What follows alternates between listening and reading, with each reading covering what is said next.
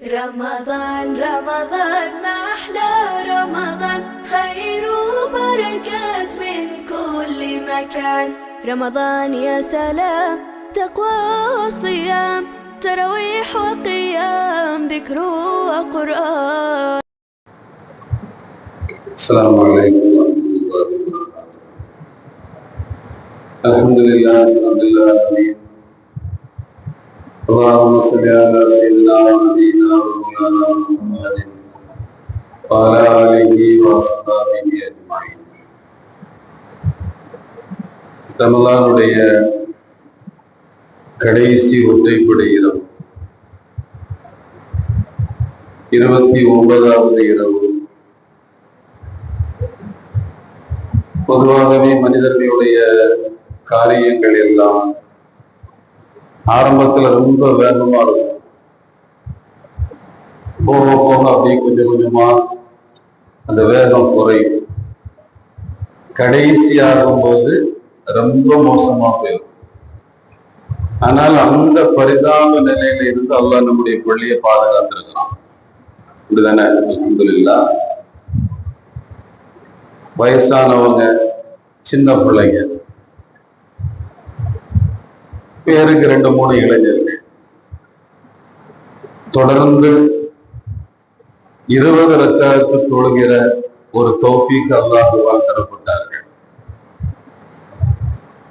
ஆனால் மார்க்க அடிப்படையில் ஒரு அமலினுடைய தரம் எதை வைத்து எடை போடப்படும்? ஆரம்பத்தை கவனிச்சா, நடுவை கவனிச்சா, அல்லது கடைசியை கவனிச்சா? அப்படின்னா அல்லாஹ் ஒரு அடியானை விரும்புவதும் வெறுப்பதும் அவனுடைய கடைசியை வச்சுதான். அதனாலதான் கடைசி வர வர வர வேகம் அதிகரிக்கும். பெருமானார் ஸல்லல்லாஹு அலைஹி வஸல்லம் சொன்னாங்க, இன்னமல் அஅமாலு, அமல்கள் எல்லாம் பில் ஹவாத்திம், முடிவுகளை கொண்டுதான். அப்ப அந்த முடிவுனுடைய நேரத்துல கடைசி நேரம் நல்லதா இருக்கும். நம்ம பார்த்திருக்கிறோம், உலகத்துல எத்தனையோ பேரு மோசமான குடிகாரனா இருப்பான், மிகப்பெரிய பாவியா இருப்பான். ஆனா திடீர்னு ஒரு நாள் அவருக்கு ஞானம் கிடைச்சது போல நல்ல நிலைக்கு வந்துருவாரு. அந்த நல்ல நிலைக்கு வருவாரு, வந்த கொஞ்ச நேரத்துல மோத வருவார். இது அல்லாஹ்வினுடைய நாட்டம். பெருமானார் ஸல்லல்லாஹு அலைஹி வஸல்லம் சொல்கிறார்கள், ஒரு அடியான் சொர்க்கவாசிகளினுடைய அமலை செஞ்சுக்கிட்டே இருப்பான். திடீர்னு பார்த்தா அவனுடைய கடைசி நேரம் மோசமா போயிடும். அப்படி மோசமா போய் அமல அகலினார், நரகவாசிகளினுடைய செயலை செய்ய ஆரம்பிச்சிருவான். செஞ்சு மௌத்தா போய் நார, நரகத்தில் நுழைஞ்சிருவான். ஆனா ஒரு சில அடியார்கள் நரகவாசிகளினுடைய செயலை செஞ்சுக்கிட்டே இருப்பாங்க. அல்லாஹ்வுடைய நாட்டம் திடீர்னு அவரு சொர்க்கவாசிகளினுடைய அமலை செஞ்சு அந்த நிலையிலே மௌத்தா போய் சொர்க்கத்துக்குள்ள போயிடுவார். அப்ப அல்லாஹ் நம்முடைய முடிவை எப்படி எழுதி இருக்கிறான் யாருக்கும் தெரியாது. தெரியுமா? முடிவு தெரிந்த ஒருவர் இந்த உலகத்துல உண்டா அப்படின்னா நபிமார்கள் உண்டு. நபிமார்கள் மட்டும்தான் மாசூமீன்கள். மாசூமீன்கள்னா என்ன? அவர்களுடைய ஆக்கிபத், முடிவு நல்லா இருக்கும், ஈமானோட மௌத்தா போகிற நசீபு கிடைக்கும், அவங்கள ஷைத்தான் சருக செய்ய மாட்டான் அப்படிங்கிற உத்தரவாதம் கொடுக்கப்பட்டவங்க நபிமார்கள் மட்டும்தான். மற்றவர்களுக்கு இந்த உத்தரவாதம் கிடையாது. பெருமானார் ஸல்லல்லாஹு அலைஹி வஸல்லம் அல்லாஹ்ட்ட அதிகமா கேட்ட துவா, அல்லாஹ்விடத்தில் பெருமானார் கேட்ட துவாக்கள் அதிகமான துவா, அல்லாஹும்ம யா முகல்லிபல் குலூப், இதயங்களை புரட்டக்கூடியவனே, இதயங்களை திருப்பக்கூடியவனே, சப்பித்து கல்வி அலா தீனிக்க, என்னுடைய கல்வை உன்னுடைய தீனில நிலைக்க செய், தரிபடுத்து. எந்த காலகட்டத்திலையும் என் கல்வோ ஒரு தீனை விட்டு மாறிடக்கூடாது என்று துவா செய்யும் போது ஆயிஷா அம்மா கேட்கிறாங்க, யார சொல்லலாம், எப்பவும் இந்த துவாவை நீங்க ஓதுறீங்களா, என்ன காரணம்னு கேட்டாங்க. அப்பதான் பெருமானார் ஸல்லல்லாஹு அலைஹி வஸல்லம் சொன்னாங்க, ஆயிஷா, உலக மக்களினுடைய இதயங்கள் எல்லாம் அல்லாஹ்வுடைய 2 விரலுக்கு நடுவுல இருக்கு. இப்படி இருக்கு. அல்லாஹ் நாடுனா இப்படியும் திருப்புவான், இப்படியும் திருப்புவான். அல்லாஹ் நாடுனா இப்படியும் திருப்புவான், இப்படியும் திருப்புவான். அதனால அந்த கடைசியை நினைச்சு அல்லாஹ்வுடைய பயம் இருந்துகிட்டே இருக்கணும். அல்லாஹ்வே என்னுடைய ஆக்கிபத்தை, என்னுடைய முடிவை ஈமானோட அமலோட உனக்கு பிடித்த நிலையோட உன்னுடைய ஹபீபு விரும்புற நிலையோட சாலிஹீன்கள்ல சேரக்கூடிய நிலையோட என்னுடைய முடிவு ஆகணும் அப்படிங்கிற பயம் எல்லோரிடத்திலும் இருக்க வேண்டும் என்பதைத்தான் பெருமானார் ஸல்லல்லாஹு அலைஹி வஸல்லம் சொல்றாங்க. அல்லாஹ்வுடைய நாட்டம் உஸைரின் ரலியல்லாஹு அன்ஹு அப்படிங்கிற ஒரு சஹாபி. அவங்க பேரு சாபித் இப்னு அம்ர். பனு அப்துல் அஷ்ஹல் என்கிற அன்சாரிகளினுடைய கூட்டத்துல உள்ளவங்க. இஸ்லாத்துக்கு எதிரா கடுமையான முறையில பேசக்கூடியவங்க. கொஞ்சம் கூட அவங்க மனசுல முஸ்லிம்கள் மேல ஒரு அன்பு இருக்காது. யாரை பார்த்தாலும் வெறுப்பு வரும். அவ்வளவு ஒரு வன்மம் கொண்டவங்க ஹஜ்ரத் உஸைரிம் அப்படிங்கிற சஹாபி. உஹது யுத்தத்துக்கு எல்லாரும் கிளம்புறாங்க சஹாபிகள் தான். அந்த பனு அப்துல் அஷ்ஹல் கூட்டத்தில் உள்ள எல்லாருமே இஸ்லாத்துக்கு ஆதரவாக நபி ஸல்லல்லாஹு அலைஹி வஸல்லமோட யுத்தத்துக்கு கிளம்பிட்டாங்க. கிளம்பி வந்து யுத்தம் முடியுது, சண்டை நடக்குது. சண்டை நடந்து சண்டை முடிஞ்சிருச்சு. அந்த அப்துல் அஷ்ஹல் கூட்டத்துல உள்ளவங்க நம்ம கூட்டத்துல எத்தனை பேர் கொல்லப்பட்டாங்க அப்படிங்கிற லிஸ்ட எடுத்துட்டே வர்றாங்க. பார்த்துட்டே வரும்போது இந்த உஸைரிம் அப்படிங்கிறவங்க கடுமையான முறையில தாக்கப்பட்டு உடம்புல நிறைய காயங்களோட கடைசி நிலையில மேல்மூச்சு கீழ்மூச்சினுடைய நிலையில படுத்திருக்கிறாங்க. பக்கத்துல ஒரு சஹாபி வந்தாங்க, வந்து கேட்டாங்க, நீ முஸ்லிம்களுடைய அணியில வந்திருக்கிறிய, உனக்குதான் இஸ்லாம் பிடிக்காத, எதுக்காக வந்த? இஸ்லாத்தின் மீது ஆசை கொண்டு வந்தியா அல்லது உன் கூட்டத்தை பாதுகாக்கணும்னு வந்தியா? நாங்கெல்லாம் சண்டைக்கு வந்துட்டோம், நம்ம குடும்பத்துக்கு ஒண்ணும் ஆயிடக்கூடாது அப்படிங்கிறதுக்காக சண்டைக்கு வந்தியா அல்லது இஸ்லாத்தின் மேல உள்ள ஆசையினால சண்டைக்கு வந்தியான்னு கேட்டாங்க. அந்த கடைசி நிலைமையில சொன்னாங்க, ரகபத்தம் ஃபில் இஸ்லாம், இஸ்லாத்துல ஆசை கொண்டுதான் நான் வந்தேன். இவ்வளவு நாள் நான் வெறுத்தேன், எதிர்த்தேன், திட்டுனேன், எல்லாம் செஞ்சேன். ஆனா திடீர்னு என் மனசுல அல்கல்லாஹு அலா கல்பி அல் இஸ்லாம், என் கல்புல அல்லாஹ் இஸ்லாத்தை போட்டான். போட்டதுனால நீங்க எல்லாம் வந்த பின்னால நான் தனியா வாள் எடுத்துட்டு வந்தேன், சண்டை போட்டேன், நான் முஸ்லிம் ஆயிட்டேன் அப்படின்னு சொல்லி மௌத்தாவிட்டேன். இந்த செய்திய சஹாபிகள்கிட்ட வந்து சஹாபிகள் ஸல்லல்லாஹு அலைஹி வஸல்லம் சொல்றாங்க. சொன்னவன ரசூலுல்லாஹ் சொல்றாங்க, இன்னஹு மின் அஹ்லில் ஜன்னah, அவர் சொர்க்கவாசி. இந்த ஹதீஸை எழுதிக்கிட்டு இமாம்கள் சொல்றாங்க, தன்னுடைய வாழ்க்கையில ஒரு சஜிதா கூட அவர் செஞ்சதில்லை. ஏன்னா போர்க்களத்துல வந்து முஸ்லிம்களுக்கு ஆதரவாக சண்டையிட்டு முஸ்லிமா வஃபாத்தானாங்க. ஒரு வக்து தொழுகை இல்லை, ஒரு சஜிதா செஞ்சது இல்லை. ஆனால் பெருமான் சொல்கிறார்கள், இன்னஹு மின் அஹ்லில் ஜன்னah, இவர் யாரு? சொர்க்கவாசி. இதான் யதார்த்தமான நிலை. அதனால தான் அல்லாஹ்விடத்துல நாம எப்பவும் கேட்க வேண்டிய துவா, அல்லாஹும்ம அஹ்சின் ஆகிபத்தனா, அல்லாஹ்வே எங்களுடைய முடிவை நீ அழகாக்குவாயாக. ஏன்னா இப்ப உள்ள நிலை நிலைக்க வேண்டும். அது எப்படி வேண்டுமானாலும் மாறலாம். நமக்கு உதாரணமே இப்லீஸ் தான். மலக்குமார்களுக்கு உஸ்தாதா இருந்தவன், மலக்குமார்கள் அத்தனை பேற்றை இல்லாத ஞானம் அவன்கிட்ட இருந்தது. அவனை மாதிரி ஒரு ஆலிம் கிடையாது, அவனை மாதிரி ஒரு ஆபிது கிடையாது, அவனை மாதிரி அல்லாஹ் விளங்கின ஆளும் கிடையாது. ஏன்னா இந்த உலகத்துல அல்லாஹுவை திட்டாத ஆளுன்னு ஒருத்தன் உண்டுனா அது இங்கிலீஷ் மட்டும்தான். வேற எல்லாருமே அல்லாஹுவை திட்டுறாங்க. ஒரு பிரச்சனைன்னு வந்தா என்னத்த அப்படி சொன்னாலே திட்டுறது தானே.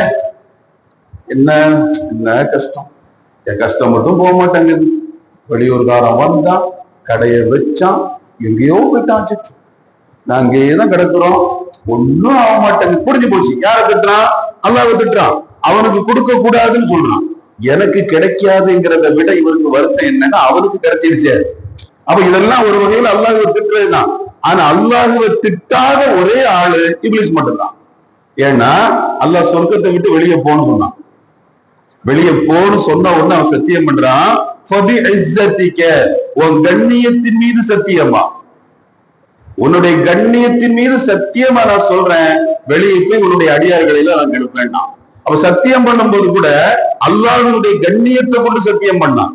அவன் அல்லாஹ்வை திட்டாத ஒரு ஆள் இப்லீஸ் மட்டும்தான். அவனுக்கு முதல் வானத்துல வணக்கசாலின்னு பேரு, இரண்டாவது வானத்துல ஆலிம்சான்னு பேரு, மூணாவது வானத்துல ஆரிஃப் அல்லாஹுவை அறிஞ்சவன் பேரு, நாலாவது வானத்துல வலியுல்லா அல்லாஹுடைய நேசேன்னு பேரு, அஞ்சாவது வானத்துல அல்லாஹுவால தேர்ந்தெடுக்கப்பட்டவன் பேரு, ஆறாவது வானத்துல மலக்குகளை விட மேலானவன் பேரு, 7வது வானத்துலதான் லானத்துல்லா, அல்லாஹுவால் சபிக்கப்பட்டவன்னு பேர்.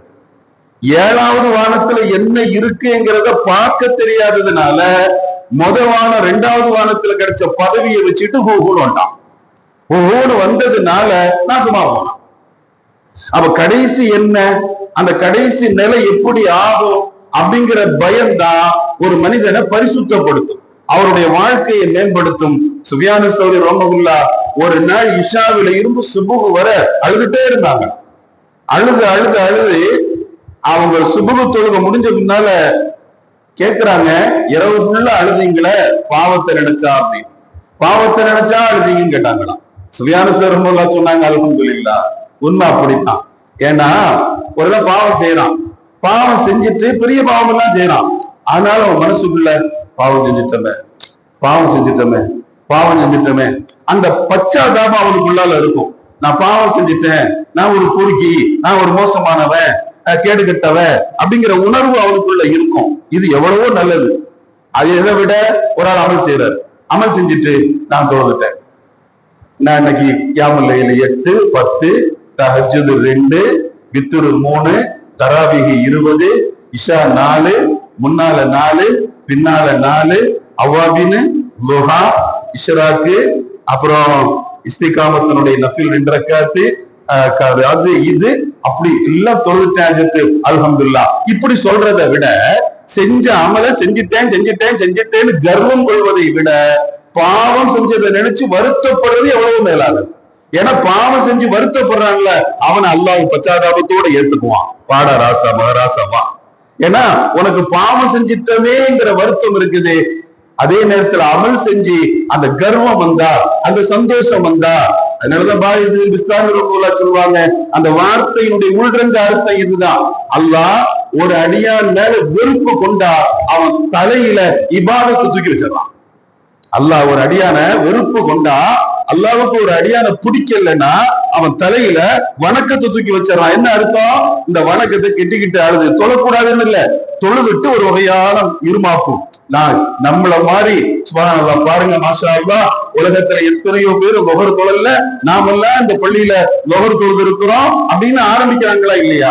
இது மாதிரியான வன்மத்தனமான வார்த்தைகளை மார்க்கம் வேண்டாம்னு சொல்லுது.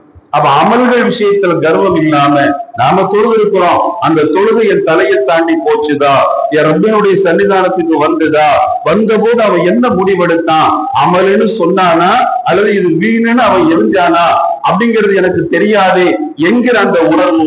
அதனாலதான் நம்முடைய மேன்மக்கள் முன்னாரெல்லாம் ஒரு காலகட்டம் இருந்தது, 6 மாசம் ரமலான் வர வேண்டும் என்று ஆசைப்பட்டு துவா செய்வாங்களாம். ரமலான் வரும்போது நான் இருக்கணும் அப்படின்னு ஆசைப்பட்டு துவா செய்வாங்களாம்.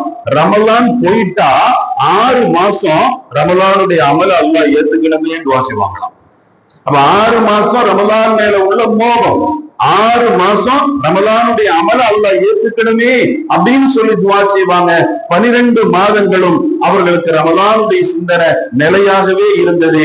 அதனாலதான் ரமலானுடைய கடைசி நிலைமைக்கு நாம வரும்போது ரமலான்ல நாம அமல் செஞ்சோங்கிறத விட அல்லாஹ்வே ரமலானுடைய கண்ணியத்திற்கு பாதகம் ஏற்படுகிற விதத்தில் நான் ஏதாவது காரியம் என்னிடமிருந்து வெளிப்பட்டிருந்தால் ரமலான் உன்னை வந்து சந்திப்பதற்கு முன்னால் அந்த பாவத்தை நீ பொறுத்தருள்வே அல்லாஹ்வே. ரமலான கண்ணியப்படுத்தியவர்களுடைய கூட்டத்துல என்னை ஏத்துக்காதா அப்படின்னு ரமலானுடைய கடைசி நேரங்கள்ல நாம துவா செய்யணும். அல்லாஹ் அப்படிப்பட்ட பாக்கியத்தை நமக்கு தருவானாக. வாங்குற தருவானா. அல்ஹம்துலில்லாஹி ரப்பில் ஆலமீன். சுப்ஹானல்லாஹி வ பிஹம்திஹி சுப்ஹானக அல்லாஹும்ம பிஹம்திக அஷ்ஹது அல்லா இலாஹா இல்லா அன்த அஸ்தக்ஃபிருக வ அத்தூபு இலைக். சுப்ஹான ரப்பிக ரப்பில் இஸ்ஸத்தி அம்மா யசிஃபூன் வ ஸலாமுன் அலல் முர்ஸலீன் வல்ஹம்துலில்லாஹி ரப்பில் ஆலமீன். بحقي صلى الله على محمد صلى الله عليه وسلم صلى الله على محمد صلى الله عليه وسلم صلى الله على محمد صلى الله عليه وسلم اللهم صل على محمد وعلى آل البيت وسلم وصل على جميع الأنبياء والمرسلين والحمد لله رب العالمين. السلام عليكم ورحمة الله.